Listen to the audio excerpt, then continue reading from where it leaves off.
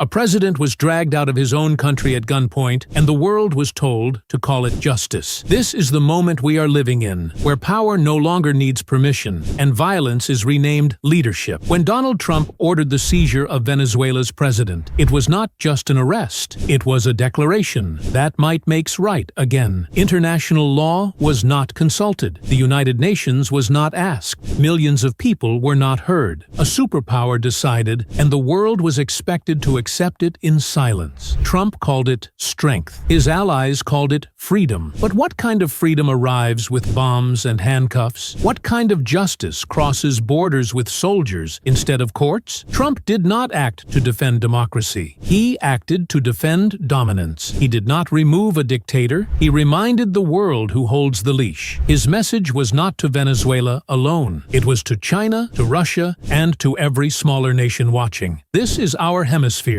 and we decide who belongs in it. For years, China built roads, ports, and trade in Latin America. Not with tanks, but with contracts. Not with raids, but with loans. Washington tolerated this until it felt threatened. And then it responded the old way. Not with negotiation, but with force. The raid on Caracas was not law enforcement. It was empire management. It was the Monroe Doctrine with modern weapons. Stay out of our backyard, or we will remove you and anyone who stands with you. And while leaders play chess, people become the pieces. Venezuelans woke up to fear, uncertainty, and instability. Families watched their country turned into a battlefield of foreign ambition. Children learned that borders do not protect you if someone stronger wants what's beneath your soil. Oil, not justice, sits at the heart of this story. Resources, not rights. Control, not conscience. This is the most dangerous part, the normalization of it. When one country can invade another, seize its leader, take its resources, and call it order, the world becomes lawless. Every nation becomes vulnerable. Every border becomes conditional. Every small state learns that its sovereignty exists only until a stronger one decides otherwise. This is not a rules-based world. This is a power-based world. And power has no morality. History teaches us where this road leads, to endless conflict, endless resentment, endless instability. Trump's action was not a solution. It was a spark